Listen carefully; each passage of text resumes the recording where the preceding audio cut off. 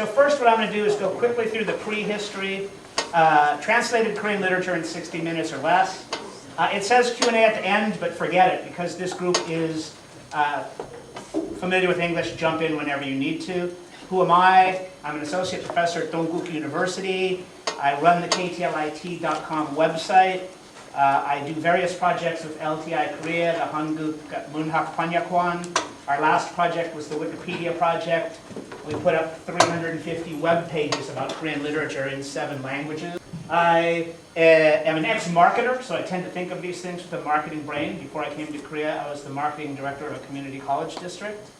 And I'm a translation editor because my Korean is abysmal, just abysmal. The taxi drivers always say I have good Korean. That's as far as it ever goes. What I'm going to discuss, why is Korean literature so weird? Which I mean is why when you read Korean literature, at first does it not necessarily make sense? And I had this experience. When I was first introduced to Korean literature, I hated it. And I was introduced to Korean literature by my best friend, who's Korean in the United States. And so Korean literature is broken up into 2 eras, more or less, pre-modern and modern. You can pretty much say the end of the Joseon dynasty is the end of pre-modern, and the beginning of colonialism is the beginning of modern literature, so to speak. There's a ton of culture and history tied up in Korean literature. It tends to react, especially modern literature, tends to react very quickly and specifically to events that are happening during its era. Now, this is all starting to change. A lot of what I'm going to tell you about, particularly when I get to modern Korean literature, is changing, because Korea is changing so fast now that you can make no definitive statements about Korean literature at this moment. But what I did when I first got here, and I did this again on Monday, was I checked to see how successful Korean literature is. This is Google search for Korean literature versus Japanese literature. I don't think we need to see the numbers to see that Korea is being whomped. But you know, Google. Amazon's where the action's really at. Oh, slightly worse. So this is what I'm saying. I think this is the time that things, if it's going to happen, that you're going to see the jump. But as of right now, Korean literature is still the unknown literature. If you were at a cocktail party and you were talking about what books, what authors you like, I could ask, who is your favorite Russian author? Reading. Who's your favorite Russian author? I really only read one, so I'm going to say Dostoevsky. That'll work. Dostoevsky will work. Right? Who is your favorite French author? I could ask these questions and you could come up with a name. But prior to coming here, if I said, who's your favorite Korean author? You'd go, oh, look, my drink is empty. Walk away from me and you'd refill it because you would not have an answer.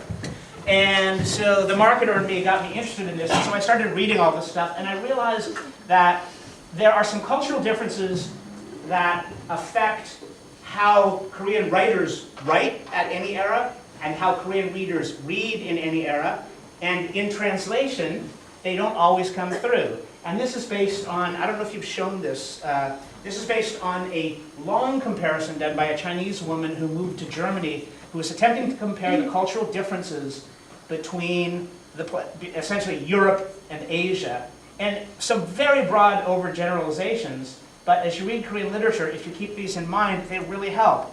First is, Western style of discourse and writing is direct, from point to point. In US academic writing, I'm going to prove this, bing, bing, bing, I have proved this, last thing, look at what I proved. Korean academic writing, let me tell you a story about Confucius. At the end, then they say what it is. Very different storytelling. So if you attempt to read Korean literature the way you read Western literature, you often make horrible mistakes. And I'll tell you about some I made, because you try to map. You're trying to find where you're going, and there's no way to tell where you're going, or if you're actually going anywhere at all.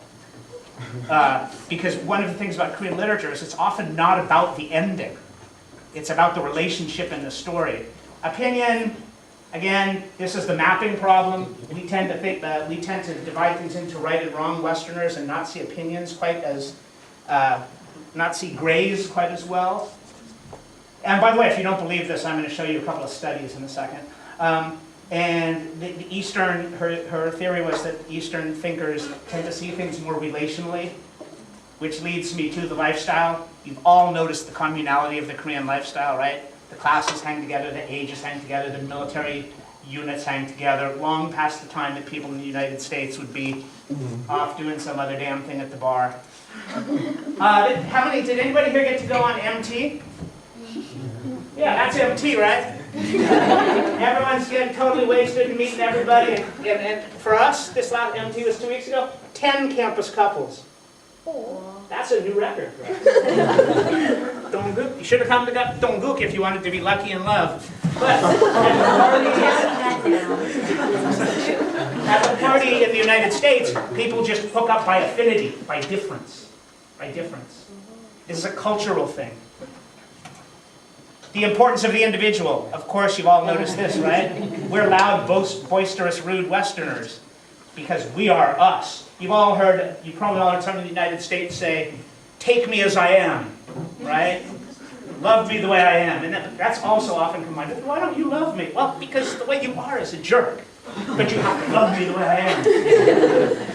The bigness of the individual versus the smallness of the individual in the general culture. This affects how writers write, how writers plot, and how readers read. And the communality, and the communality is affected by high context versus low context. I mean, I see some of you bobbing your head, you've covered this. High context cultures are cultures in which people have shared experiences, ambitions, and expectations. Korea, up until recently, has been extremely high context, and is still high context. Everybody has been educated the same way, because everybody is passing the same test, trying to pass the same test. This was true in prehistory too. Everyone wanted to be Yongbon. How did you become Yongbon? You passed the same test. You learned the Confucian precepts, and you were able to write about them. So this means that, and by the way, this is super useful in Korean culture. My best friend Ed got married to E.J. Soon. Ed's dad was an army man. E.J. Soon's dad lives in Gwangju. They would have hated each other, but when they got together, they started showing each other pictures of Yosemite where they had both been. They started immediately building connections. They shared their photos of the same places. Whereas Westerners always try to come up with some individual thing. My mom loves having come to Korea because she's 80. She turns 80 this summer. When she gets in battles with other little old ladies about where they've been, Korea is always her last card to play. Oh, well, if you went to Tokyo, certainly you flew over Seoul. And if the other woman hasn't, she wins. And if the other woman has, by chance, flown to Seoul, which I've never seen happen, but my mother tells me happened once, she says, "Oh, well then in that case, of course you went to Gyeongju to see the old Shilla Empire." Right? So, and these may sound like strange cultural stereotypes, but they are in fact based on some ways the cultures work that play themselves out in literature. Very famous study, Nisbet. A guy named Nisbet asks East Asians and Westerners to describe this. Westerners immediately start 3 fish, or a big fish, 2 fish, 3 fish. Eastern cultures tend to start, looks like an aquarium, right? Points versus relationships, and this changes how writers write stories. Oh, importantly in this one too, he did a series of studies, because he didn't believe in this study. He did a series of studies, and he also discovered that at age 8, kids born in Asia and kids born in the West tend to have the same number of words in their vocabulary, but the Western kids, it's a preponderance of nouns, and the Eastern kids, it's a preponderance of verbs. Why? Because verbs express relationships. Nouns express things. It's the difference in a way of thinking. Syllogism. Uh-oh, someone's having too much fun already. It's syllogism versus Tao, if you will. Aristotle versus Confucius. 2 different ways of thinking about how societies and cultures run, and it's throughout the literature. So, Are there more verbs in Korean though? Well, I learned in my Confucian ethics class that it's just how you're brought up. Like, your mom, when you're a baby, when you're Korean, will more likely say, like, sleeping, running, eating, while when you're, like, American or, like, in the West, they'll say, like, oh. it's time. Yeah, right. There aren't, and cultures do this all the time. We have more words for this than you. It's because they understand their language better. There used to be that lie that Eskimos had more words for snow than anyone else, right? Because they lived in the snow. This was a well-believed lie for many years, until they compared the language of Eskimos to the language of skiers. Guess what? Skiers had just as many names. They just used other kinds of words to describe snow. So there are some differences, but in general, that argument has been proven to be one that you should be suspicious of on the face of it, because it's the argument people make in all languages to talk about how special their language is. Oh, we're so good at this, we know that. There are certainly more forms to verbs in Korean. So to understand early Korean literature, you have to understand this. The influences are shamanism, Buddhism, Confucianism, and Taoism. These are the four early influences on Korean classical literature. Christianity comes in later, but Christianity is just kind of imported as part of modernism. It's kind of brought over without thought. It's just accepted as part of what it is to be modern, and we must be modern.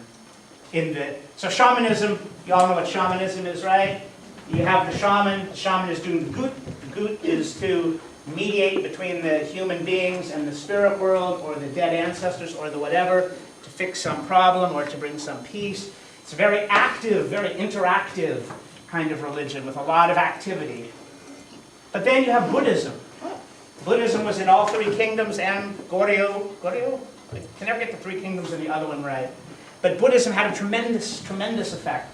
And if you're only here for one semester, this is Boguksa down in Shilla, and you should absolutely go see this. This is one of the most beautiful temples that I've ever been to. Gigantic and beautiful. And then you have Confucianism, with its real insistence on two things.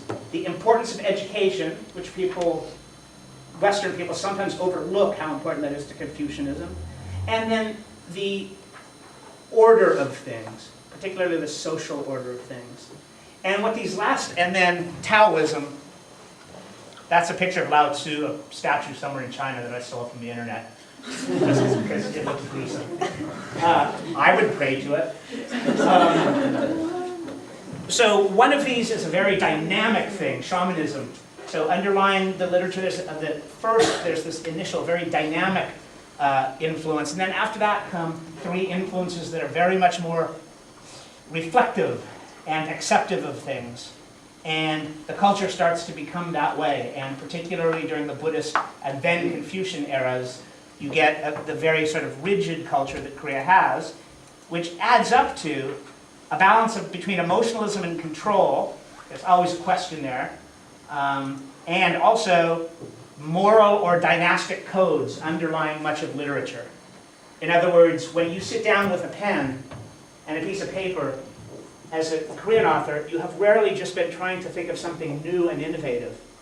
You have usually, in the pre-modern time, been trying to think of something that just repeats Confucius or restates Confucius or Lao Tzu or whoever. Or in the modern time, you are espousing some stance or belief about some usually horrible thing that is going on in the last 100 years of Korean history. So what barriers does it create? Flat affect. The high context means no heroes. I'm not sure why I have line-throughs here. Less agency. I'm wrong. I must be wrong.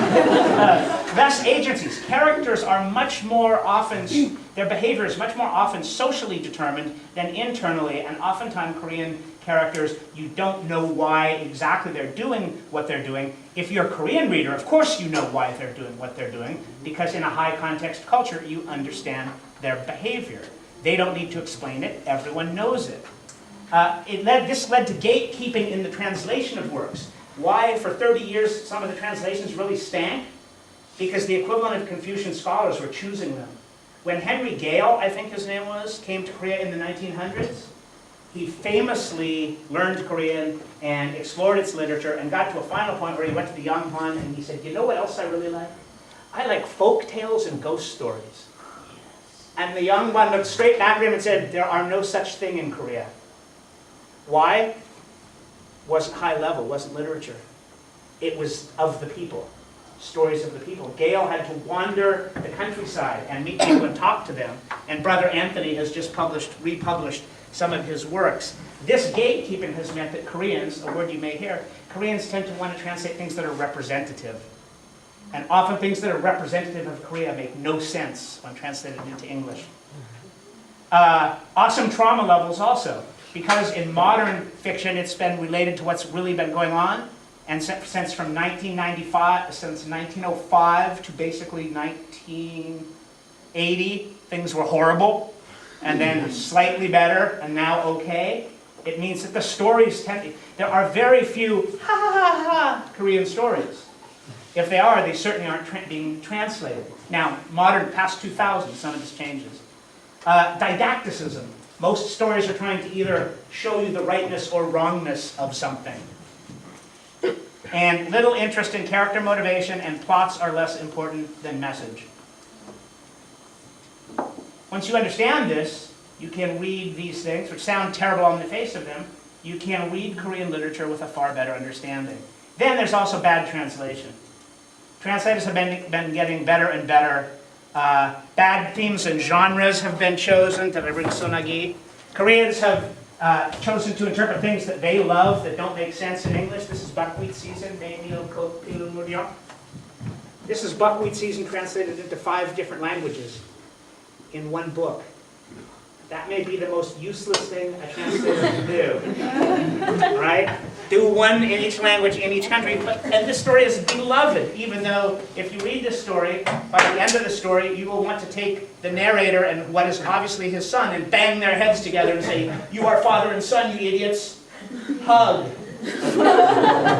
So sometimes things just don't work. There really aren't genres in the same way. There are genres, it's unfair to say, but genres work differently in Korean literature. Korean literature is split into people who have won prizes and are therefore chokanim, and people who have not won prizes and are therefore not chokanim. And some forms of literature have been left underneath the prize barrier, like science fiction, like fantasy. Mystery just got a prize about 5 years ago, so I expect to start seeing some mystery stories popping up. And then, once you become a chokanim, you can write anything. Kim Young-ha has written mystery stories. But it means the importance of genre is much less. And remember back to my blue and red things, genre is important for Westerners because once we know what a genre is, we know where the story is going, we know what the point of view is, we know.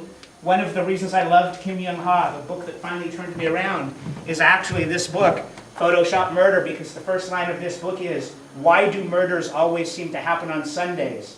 And I read that line and I went, oh, it's a pissed off detective.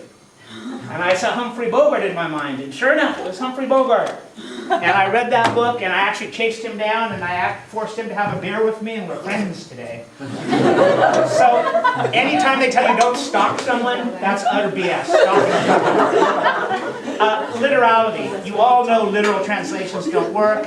Impossibility. Translation is simply not possible, because every word in any language has multiple connotations that cannot be brought through in another language. Brother Anthony, the famous translator, says, translation is impossible, that's what we must keep at it. And bad incoming translation.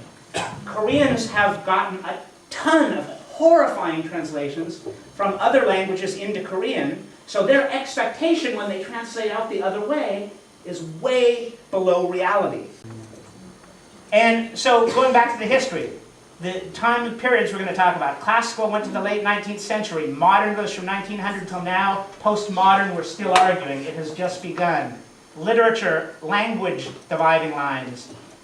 Anybody here know what Hyungchul was? Hyungchul was the weirdest thing in the history of ever. Hyungchul was using Chinese ideographic characters to represent Korean vocabulary sounds.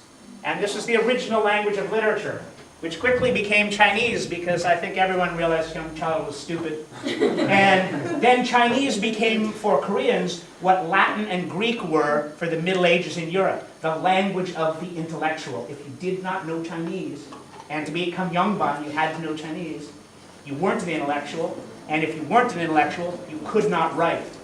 So, and then Hangul comes in, and very, very, very, you all know the Hangul story, right? Let's go about that, yeah. You have no idea how many times I've told that. Hangul changes the game. Hangul makes it possible for anyone to at least start writing, even if there's still a problem about who's the author. So I'm going to go through the forms very quickly, because most of the pre-modern stuff doesn't exist anymore, really. The Koryo Kasa was 1 to 13 stanzas.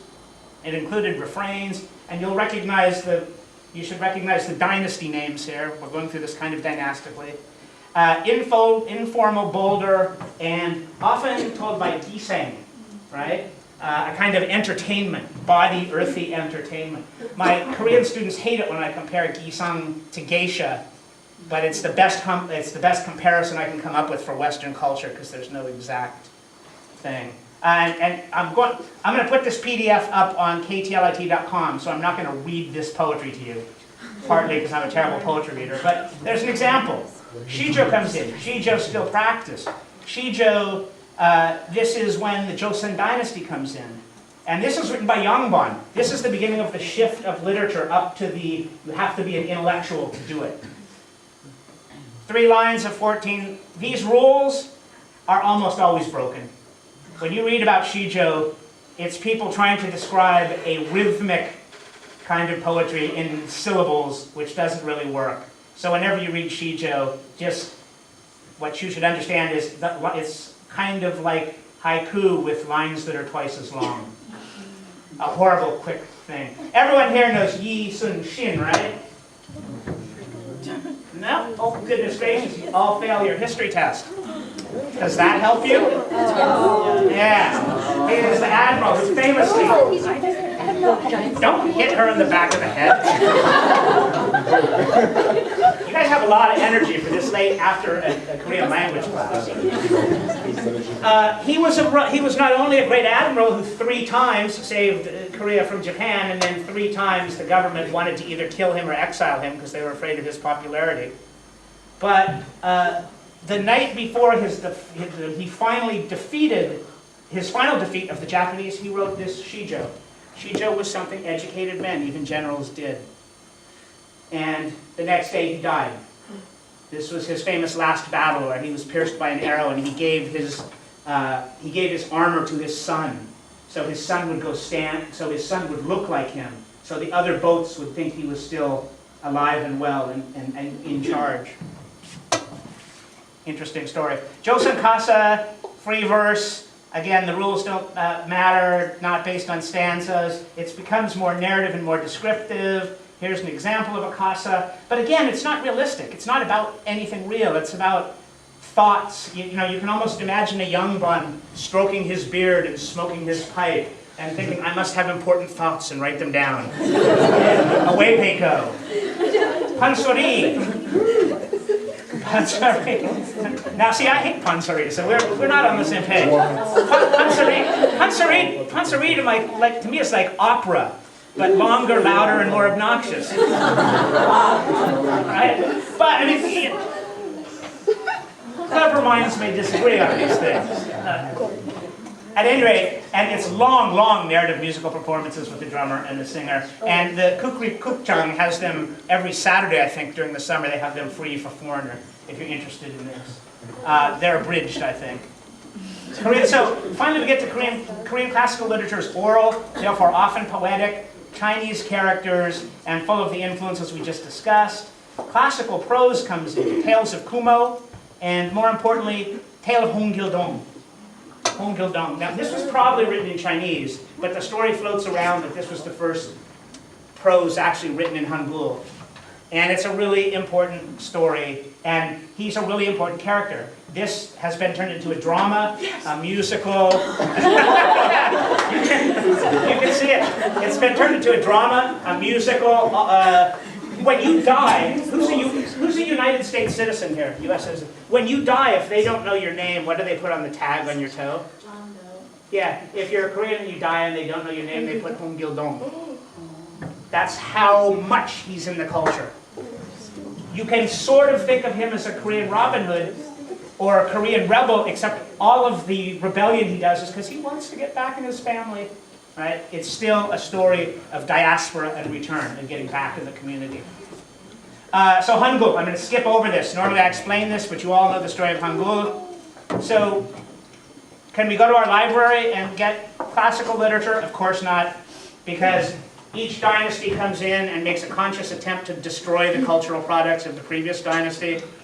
So whatever the previous dynasty does gets wiped out and is replaced with a new thing. And I include in that the Japanese. You probably all know enough Japanese history of the Japanese colonialism. You're very clever. You probably all know enough history of colonialism to know that the Japanese tried to turn this place Japanese. You had to adapt to, eventually had to adapt the Japanese name, learn Japanese, etc. So during all these periods of time, things are lost. There's not a ton, compared to say classical Western canon, there's not as much stuff out there. The Korean economy. So, modern literature. Why is modern literature so interesting? Because the Korean economy compressed 5 centuries of progress into 1 century. Went from the 16th century, when in the UK was primarily subsistence farming, to postmodernism in 1 century. Jammed all of that economic success together in one. By the way, mainly in the last 50, 60 years. And in terms of literature, it's 3 centuries to 1. Modern literature, I went downstairs and asked the real literature experts, and they said, call modern literature the 18th century for the United States. That's when the novel form came, and people started exploring much more interiority. So, one of the implications of this that's important is this is another reason that Korean literature sometimes isn't, it was in a hurry to catch up and develop. So it didn't catch all the subtleties. So to the extent that it tried to be modern, self-consciously modern, it often missed because it was moving so damn fast. And it's up to postmodernism now. You have people who are writing stuff that's absolutely unreadable, so they've caught up. The Enlightenment is the end of the Joseon period. Doesn't really matter. This is when Korea's falling apart. Colonial, there's 3 eras to the colonial. When the Japanese first come, they clamp down very hard. In 1919, the Koreans rebel, and the Japanese back off a little. There's kind of a spring period there, where Korea is allowed to do it at once. And then towards the end of the 1930s, as Japan starts to turn its sights on conquering the entire world, it cranks down hard again on Korea in a variety of ways, including you can no longer write in Korean. All writing has to be in Japanese. The separation, or Pundan Munhak, industrialization, modernization, and now postmodern. Those are the 5 periods. So colonialism was forced modernization. The 3 eras that I told you about. The first era, the Japanese were tough, took over the printing presses. The second era, the Japanese kind of allowed a little bit of freedom. And the third era, they just stomped down hard. They took over the newspapers, they took over the printing presses. Nothing could be printed without going past a Japanese censor. Some ideas that occurred during this time. So this led to stories of no opportunity because Japan also introduced the idea of the modern person. So Koreans were going over to Tokyo to get educated and then coming back and discovering that they weren't wanted in Japan when they graduated, and there were no positions for them in the colonial regime here because they were not Japanese. So a lot of stories of people who are frustrated. The idea of the modern woman arises at this time, although we would laugh at what they mean by modern. But it's woman who's allowed to be educated.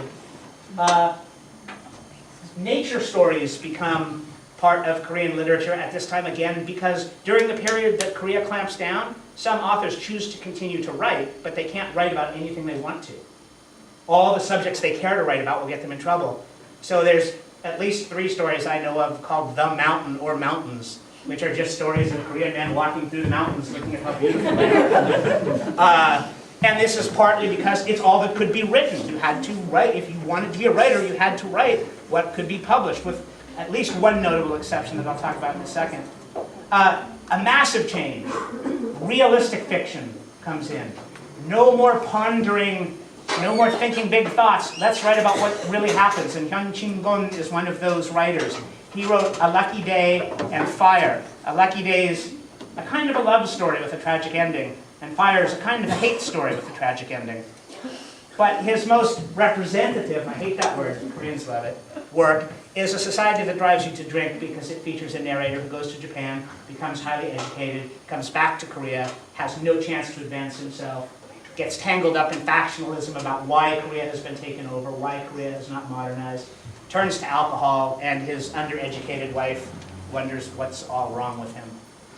Lee Kwang-soo, another important character of early colonial modernism, and Lee Kwang-soo's is, as we would say in the 1950s, I was just barely born in the 50s, he was a crazy cat.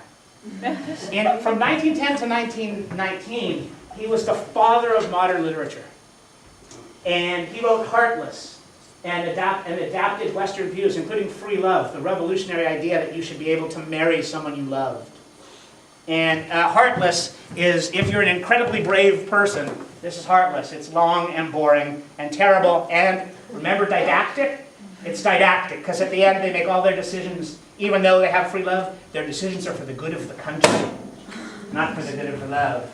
Then, in the 20s to 30s, he becomes a dedicated nationalist.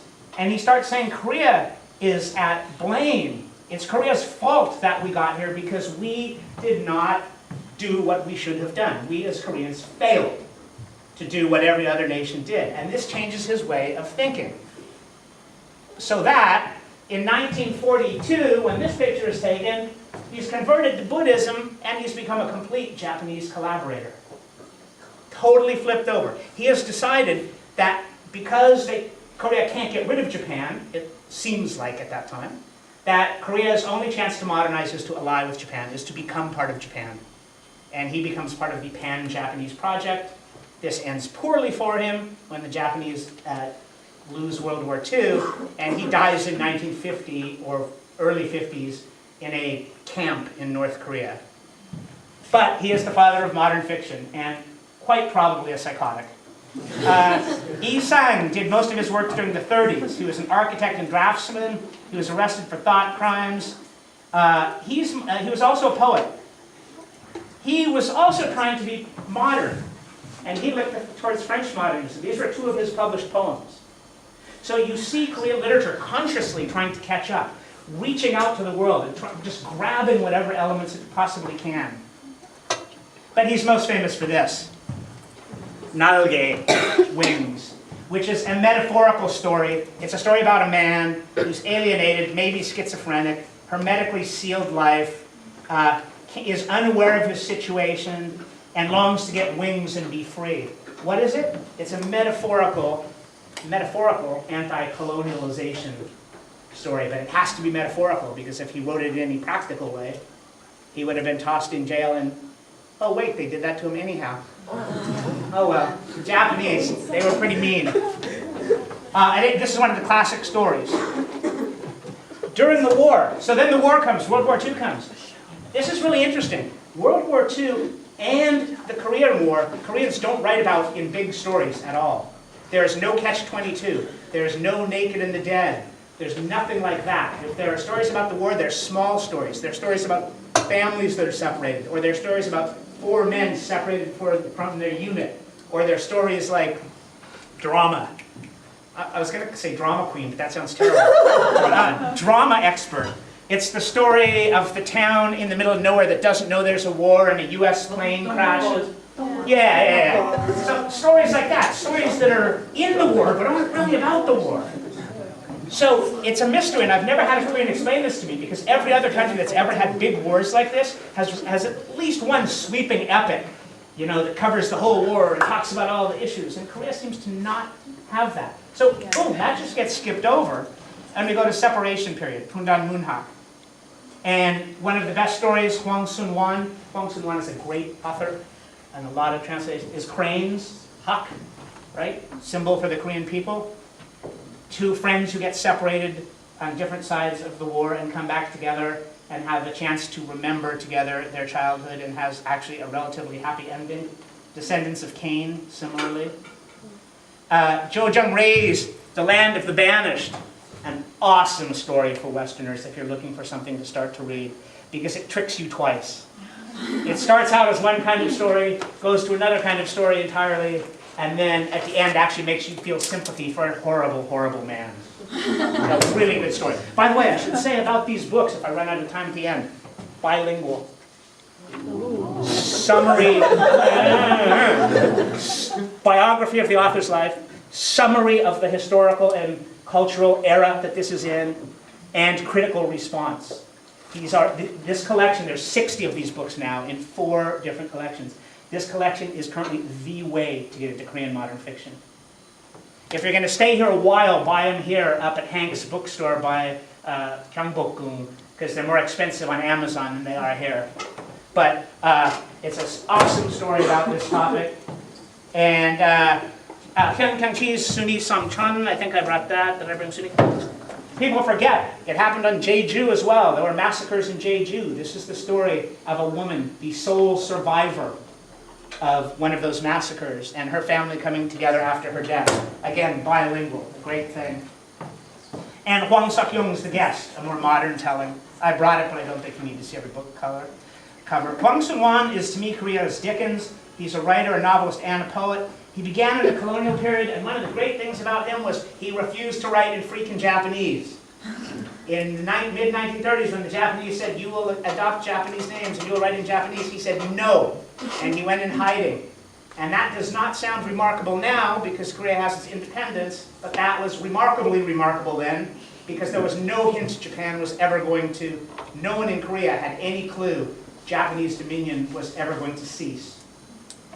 That came as a surprise. If you read the literature of the time, the stories like The Day Before Liberation, I can't remember the name of the author, the liberation of Korea because of the end of the war comes as a shock to Korea, because Japan is continually feeding Korea the line, we're just about to win, we're just about to win, we're just about to win. And so when it all breaks down, no one is prepared.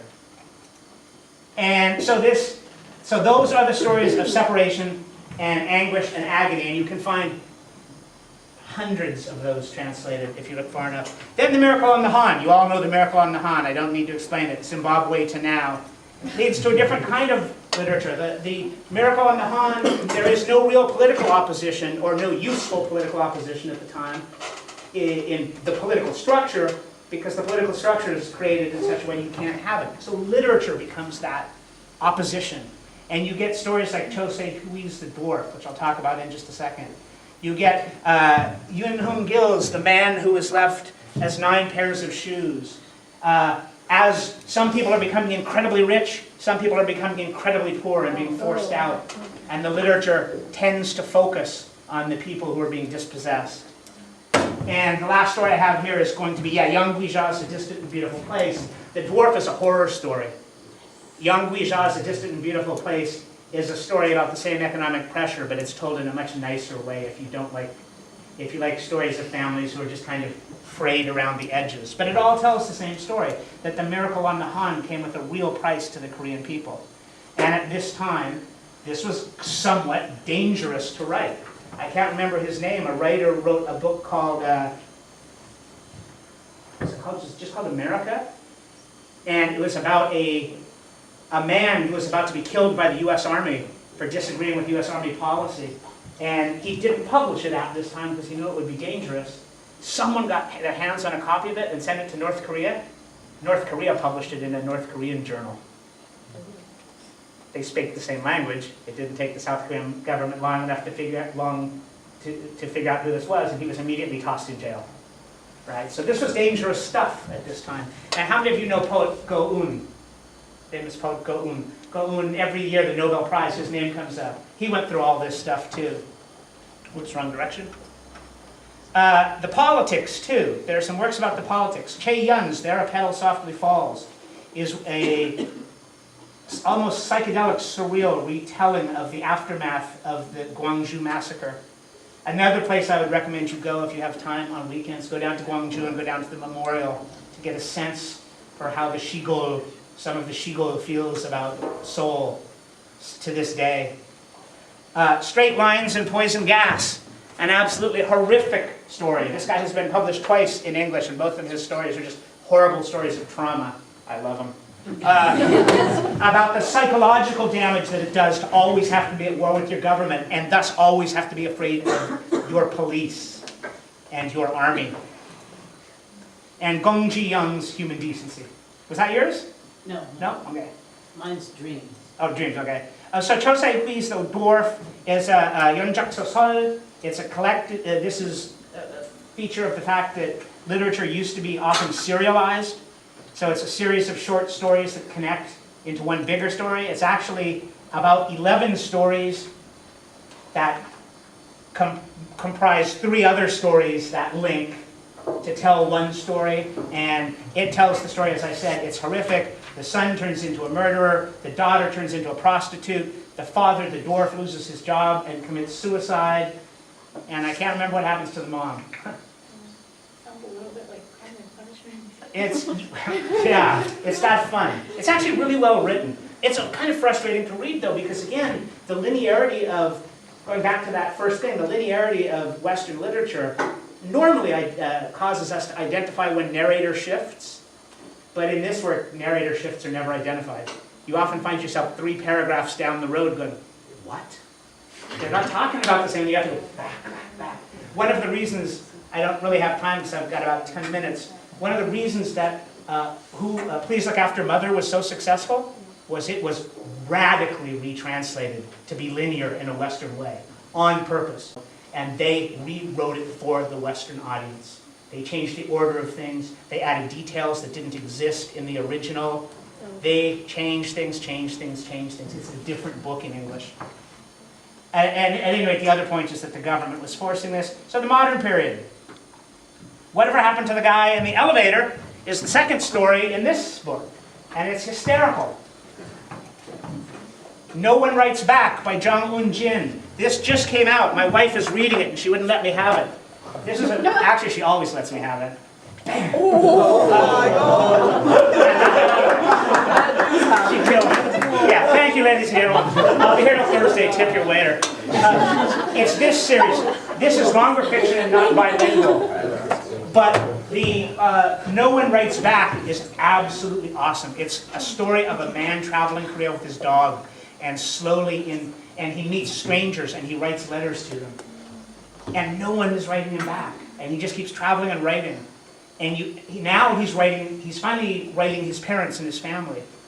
And you get a reveal, a back reveal as things go on, what really has happened in his life. And it's, I don't want to do any spoiling here, but he's an uncertain narrator.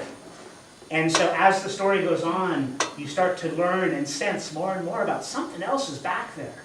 And the story ends in a really surprising and both somewhat downbeat, but essentially optimistic way.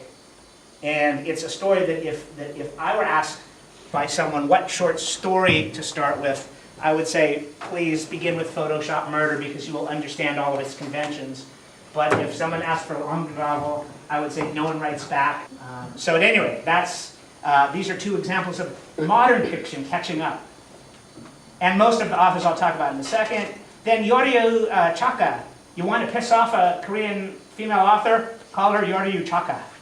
But around the 1980s, women started writing in enormous numbers and have now become probably at least 50% of the authors. And this has changed the subject matter of Korean literature substantially. That's Park Won-soo, who was a beloved Korean author who unfortunately died about 3 years ago now.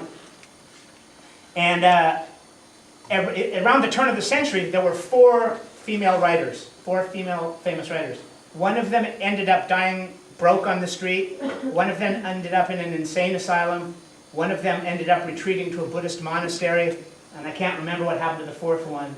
But Korean literature was not friendly at all to female writers until this time. And then there was a sudden breakthrough. And I'm not sure why. I can't tell you why, but there was a sudden breakthrough so that now half of the works that are published easily are published by women. Kim Young-ha, my favorite guy. I thought I took this out. You don't need to know about him. Except you should go check out his Be an Artist Now on TED.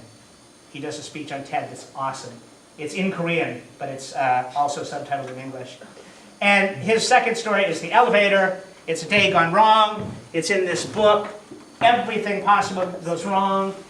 He gets in a bus full of all you people, and he's going to be late because his razor broke, and the elevator there was a leg sticking out of the elevator when he was trying to use that. And he asks the people, and remember, this is written in a different time, a little bit earlier. He asks, does anybody have a cell phone? Everybody, no, sorry, I don't have a cell phone. Taxi hits the bus, everyone pulls out the cell phone and calls their lawyer. Right? Full of that kind of jokey thing indicating, trying to demonstrate the loss of social cohesion and kind of, I don't know, jongmanshi, whatever word you want, Korean word you want to apply to it.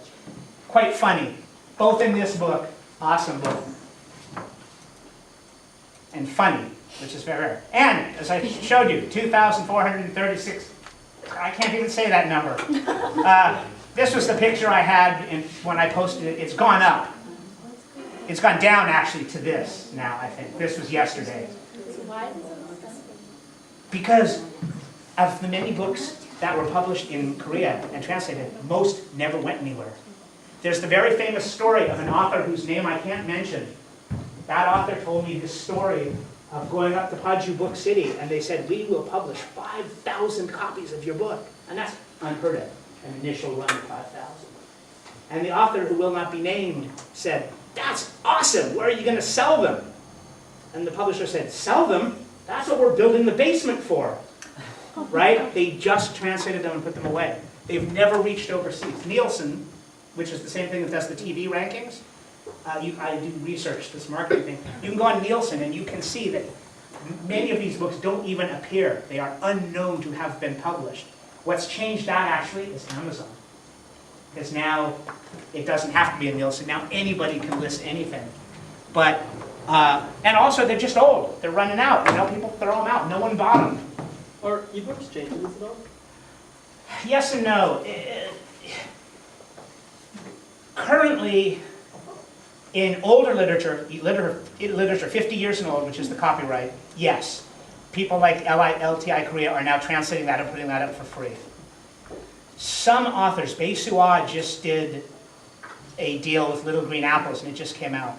This is an emerging fight that I'm going to talk about in a second when I talk about modern relations and these things. That's a really good question. So postmodern, Park Min-gyu and Jung Young Moon are probably the two biggest examples of successful postmodern style writers right now. The book, actually, if you want to read Jung Young Moon and get an introduction to him at his best, Mrs. Brown is actually really a pretty good story. The future, what you're talking about, ebooks. There's fights going on everywhere in Korean literature right now. Everywhere. Critics, authors, publishing houses. No one knows quite what to do. Ebooks are seen as a threat by the publishing houses, not just because you could publish your own in the way that Westerners do, but because you don't have to go through the prize system. The way to become an author, there's only one way to become an author now in Korea. That is to win a Shin Chakanim prize. Then to become a serious author, you have to win an additional prize. Kim Young-ha had a golden year, 2004. He won, I think, I'm not sure what. He won the modern contemporary literature. He won 3 awards in 1 year, and he became a superstar. If you do not win those awards, you are not an author. Simple. You cannot call yourself a chakanim. It is not possible for something like 50 Shades of Grey, which is the crashless example I can think of, to happen in Korea. So, are ebooks happening? Yes. A newer generation of writers is just trying to figure ways out around this prize system. And the next 10 or, this is why I say, everything I tell you now is kind of a history story. Because what's going to happen in the next 10 years is what's going to determine where Korean literature goes internationally. And LTI Korea has worked very hard on this. They have a relationship with Amazon Crossings and Google something else, and each month something Korean is coming out. I just purchased I happen to be friends with the translator of Bae-Soo-ah's Little Green Apples, and I just purchased that for $1.99 for my Kindle. So even now, established authors are just, but the other thing is agents in Korea are exceedingly, every author has an agent. Once you become a chaplain, you get an agent. And agents are exceedingly conservative and don't speak any English. Don't speak any French. Don't speak anything except Korean. So they're pretty useless. Don't do anything. What's that? Well, don't do anything. So I can tell the truth. Yeah. Radical. At any rate, and now, so all these fights are going on. How should these things be sent out? How do we check to make sure it's Korean? Because the job of the critic was to make sure the writer was Korean, representative of Korea, and all these things are threats. Now you have authors like Lee Chung-rae, keeps coming back to Korea. Lee Chung-rae wants to be considered partly a Korean writer. Chris Lee, anyone here know Chris Lee? Chris Lee wrote a short story. She was born in Korea, moved to LA, came back, but she writes in English. She wrote a book of short stories that if somebody had just given to me and had me read, and I gave back, I would say to that person, Those are awesome, but how come they didn't give any credit to the translator? They didn't name the translator. She writes like a damn Korean. She writes stories, Pundan Munhak stories practically, stories of separation and hatred and pain. And so right now, there are some critics right now who are saying, well, not only that, but we should not consider anything that was written in Chinese Korean literature. It's not Hangul, it's not Korean literature. So there's all these, right at this particular moment, because partly because technologies are changing so radically, partly because remember those 500 years and 100 years? All those people are still alive.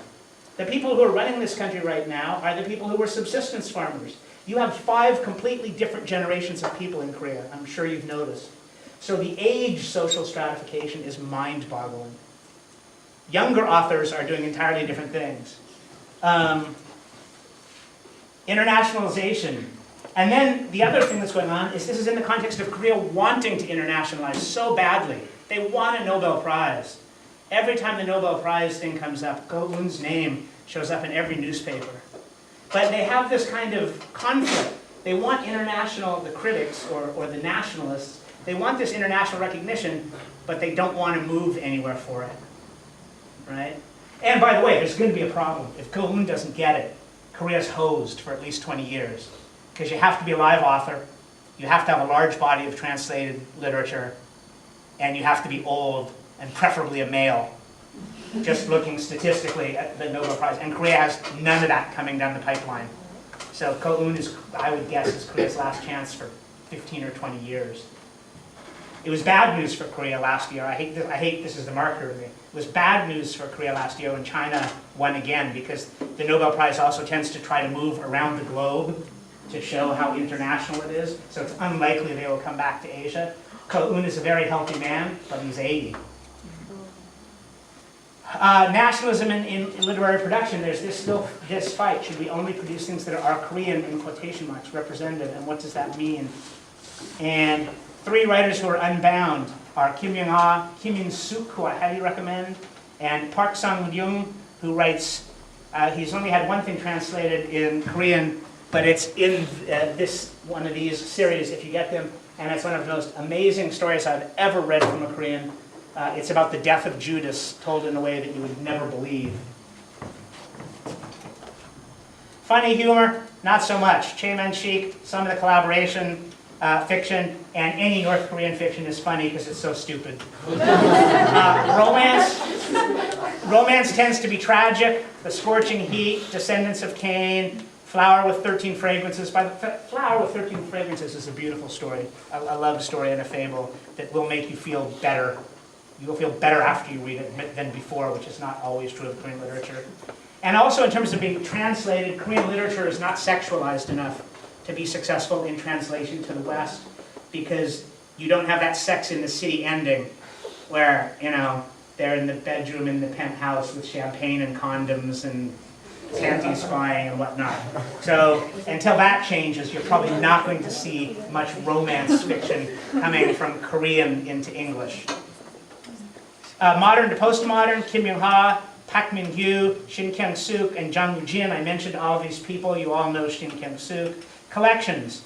Get this one if you're going to get one collection, Wax and Wings. Secondarily, Land of Exile.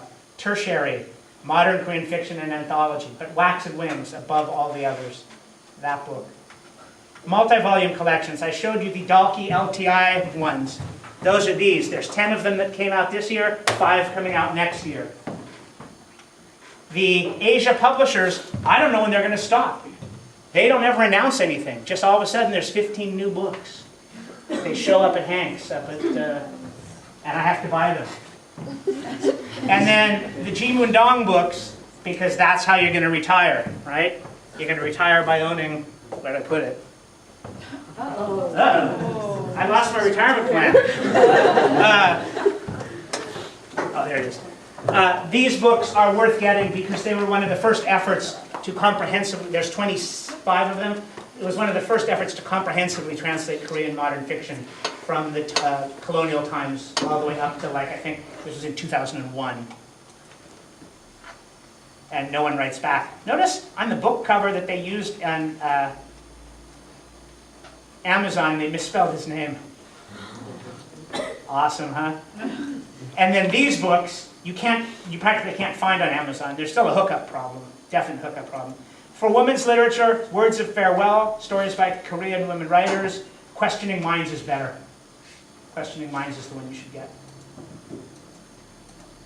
Authors, I'll go through this quickly. Lee Mun-yeol, who I didn't mention, who's awesome.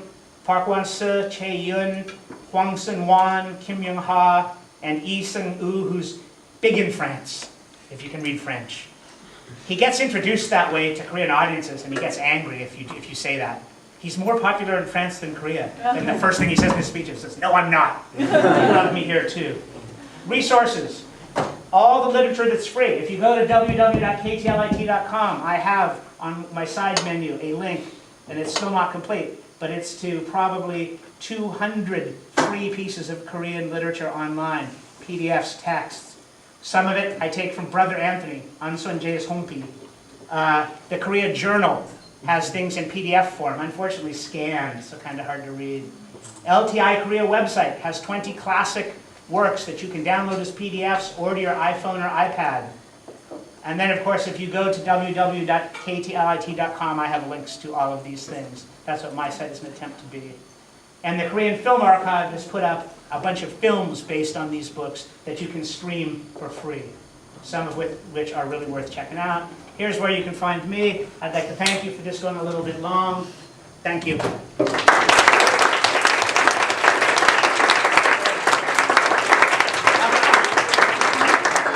I have one question. I forgot to ask you. Who's my favorite author? Who said Kim Young-ha? Congratulations.